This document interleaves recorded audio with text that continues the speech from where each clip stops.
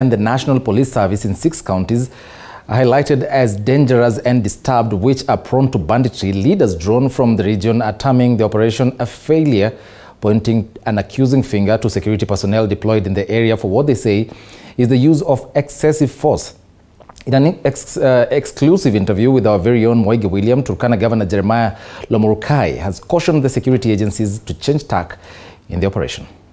To understand what is really happening on the ground, we are having an interview one-on-one with the governor of Turkana, that is Jeremiah Lomorukai, to at least understand 3 weeks into the operation so far, anything has changed, what has changed, and what are the residents of Turkana and parts of the North Rift region have to say about this particular operation. Thank you for your time, Governor. Let us start from here.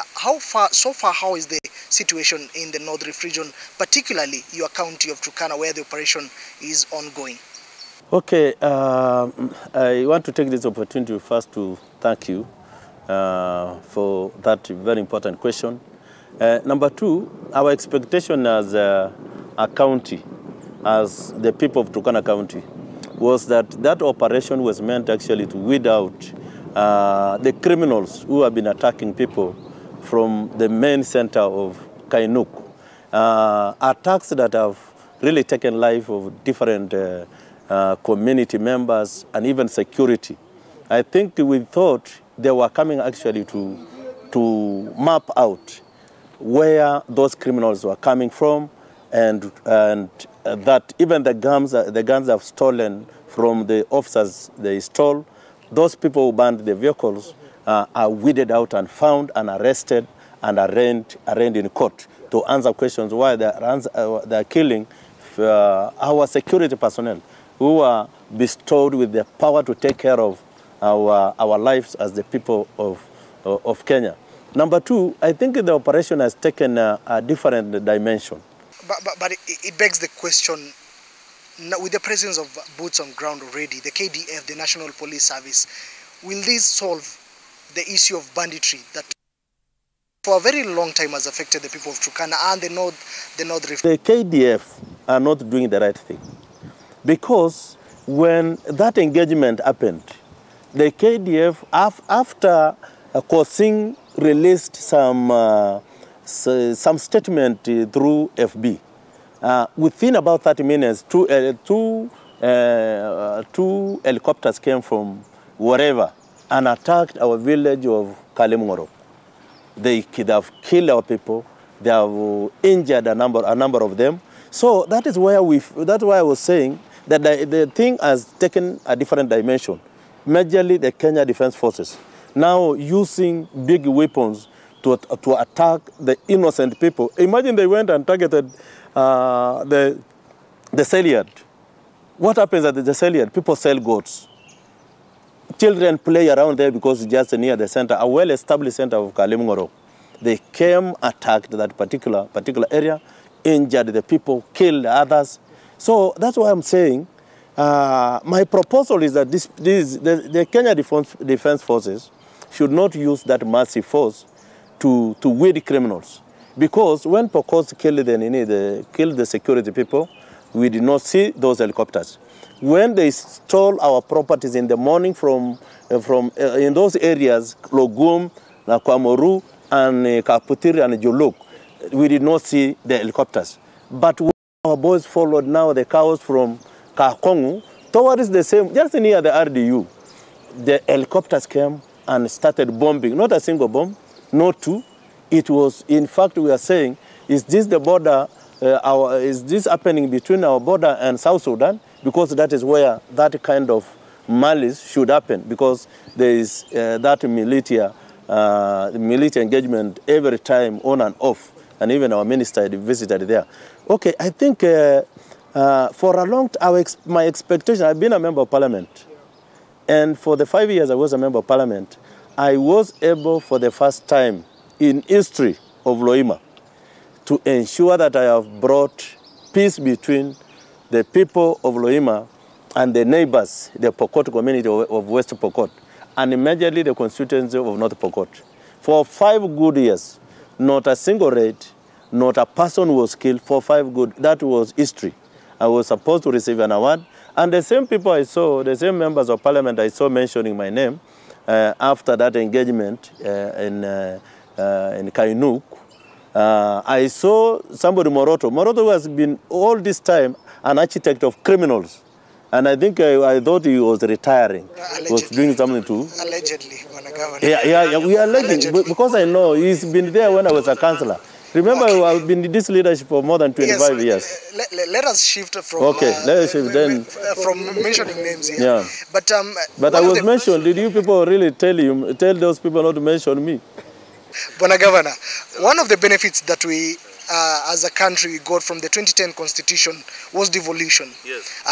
That means development trickling down from the national government down to the county government. Yeah. And some of the reports that have come out, the recommendations to deal with banditry, that is one of the issues fueling insecurity in the area, is banditry. And these reports have been recommending that other empowerment of residents or people of the North Rift region to engage in other economic activities like farming and other things. What is the county government doing? What are you doing to ensure that your people are empowered otherwise economically, not only to depend on cattle, but also farming and other economic activities? Okay, I just want to make a correction.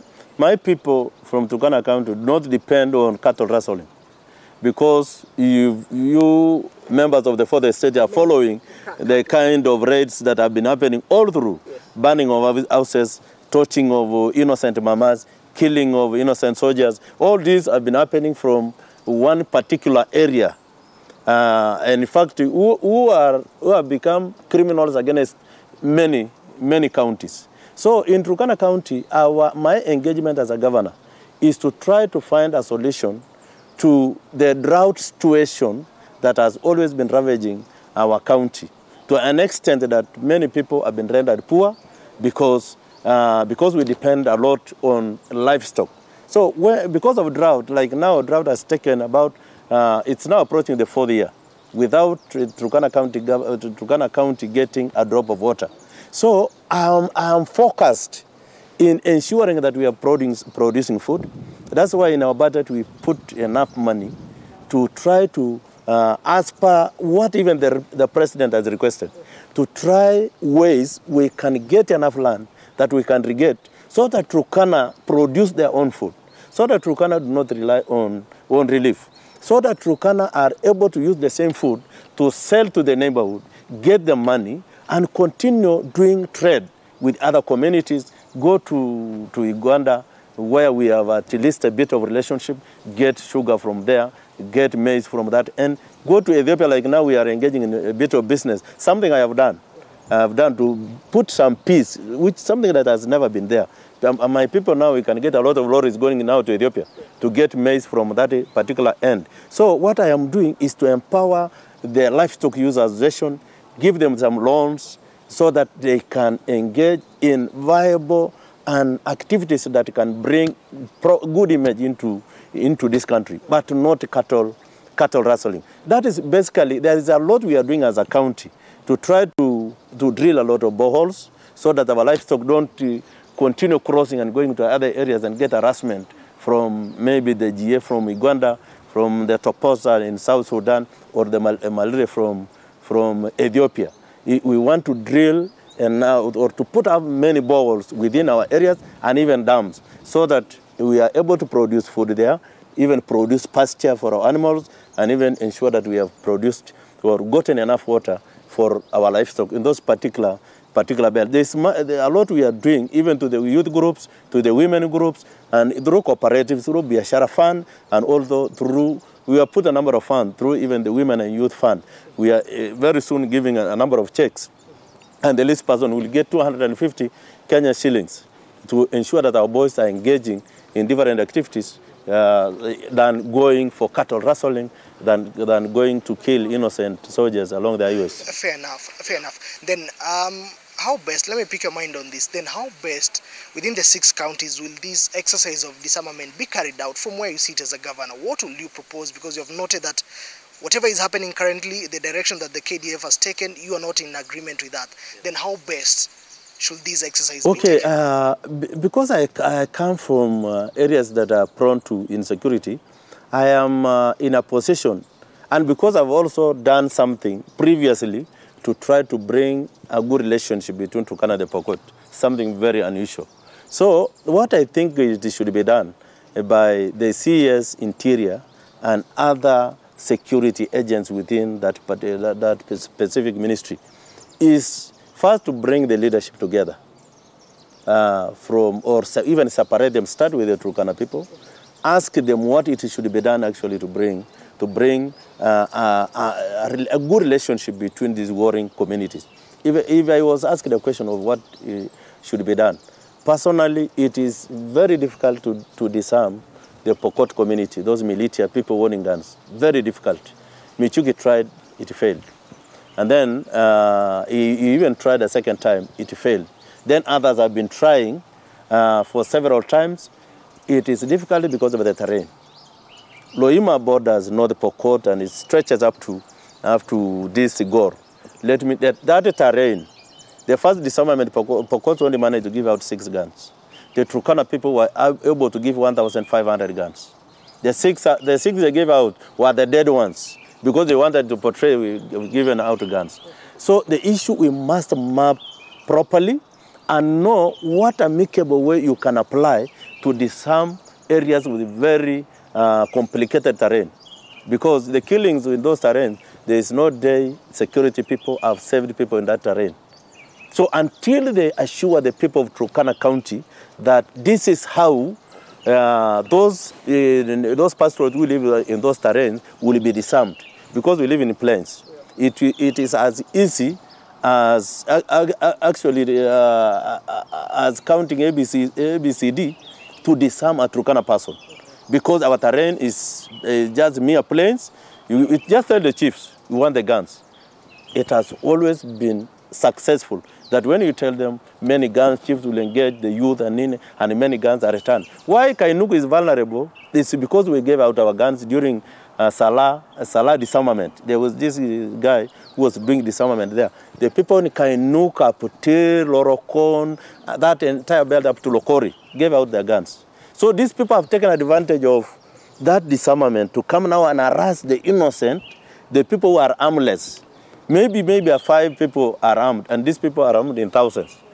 So it must first map and get appropriate way of doing this disarmament, and then it should not be a disarmament that is using a lot of force, like the KDF are doing. It should be a peaceful disarmament. That is the one that was applied in Uganda, and it became successful.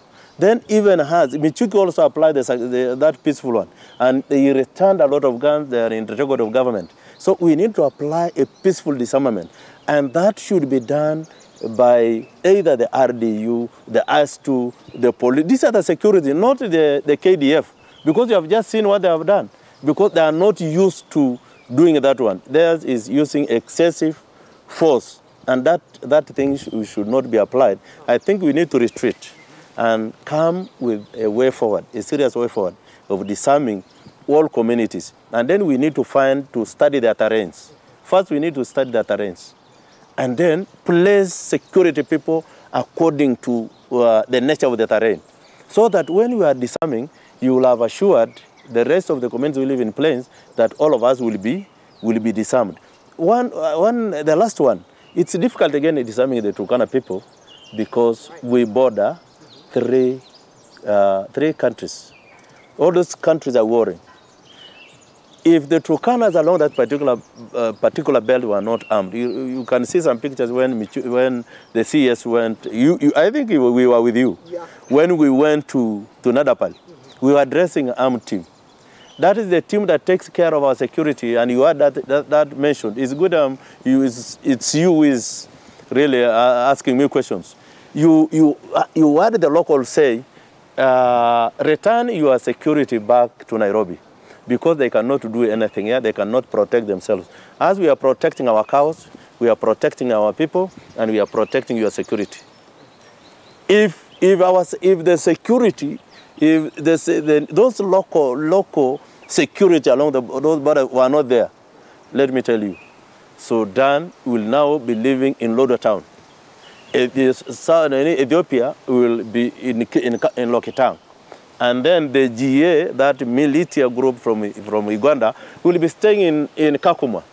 Yeah. So again, we are advising them not to disarm that particular. If you say disarmament, you will fix our security. Our security will never protect our borders. That has been tried, and some of us will never accept it because of the nature of what is happening along the borders. It's our people who are protecting. When the war was in Kibish, our askaris were killed, many of them were killed during that war in Kibish, until when our locals now came to intervene, and Moi was now saying, let the boys now help us. That is when we resuscitated the things that were happening along that particular belt. Two questions, as we call it a wrap. One, just without mentioning names. Yeah, of course I have not mentioned names. Without mentioning names, do you believe that some politicians are benefactors of cattle rustling from the northeast? I would even answer that one if you can't mention a name of the people doing it. Of course. Because the allegations are, some politicians are benefiting. You see, from this. when I had some politicians mentioning our names, they will mention the name of Lord Menen. They also mentioned the name of a peacemaker whose record is known like the governor for Turkana County. And then they even mentioned the MP like Dr. Ariko, that they are involved. Let me tell you, if the leaders in Turkana were involved in inciting people, equally our security people will also be experiencing killings from the side of Turkana. If the Turkana leaders were inciting people, we will also be burning houses of the Pokot people and killing and burning the children and mothers. As something like that happened from the Turkana side. Turkana people don't kill women. Turkana people don't kill children. They don't kill security. So there are politicians from the other sides, from the side of Baringo and from the side of West Pokot, who are inciting their people. Do you know the engagement that is continuous in Kanuk between the Pokot and our security personnel? Even when the army has come, they are being terrorized by the Pokot. Turkana is doing that. When Turkana sees a vehicle, even along the highway, just a Turkana carrying a gun sees a vehicle of security personnel, they will always run away. But this is a team, because there's no way in security will continue if the leaders or my people now engaging in fighting every time. It means I am behind that particular thing. So the leadership from those other areas you are telling me not to mention by names, those people are involved in this activity, and you have heard, you have seen with your eyes. Okay. Yeah. Let's call this a wrap. Leaders, politicians, you have an influence across the country, even the regions that you represent. What will be your final word, and what is your take on this particular issue? What will you tell other leaders from those 6 counties affected by banditry? It is the role of elected leaders to amicably talk to their people, tell them to become peacemakers. It's their role again to tell people it's only in education, in trade, and other very viable socio-economic activities that we can get good results. Not in inciting people to kill innocent mamas, innocent children, and innocent security personnel. Majorly security personnel. Maybe they are used to killing other people. How do you kill security people who are given the space to protect yourself, to protect your children? So that is just the position. That's what the leaders should do. Okay. Thank you for your time, Governor Turkana Jeremiah Lomorukai. Thank you for your time.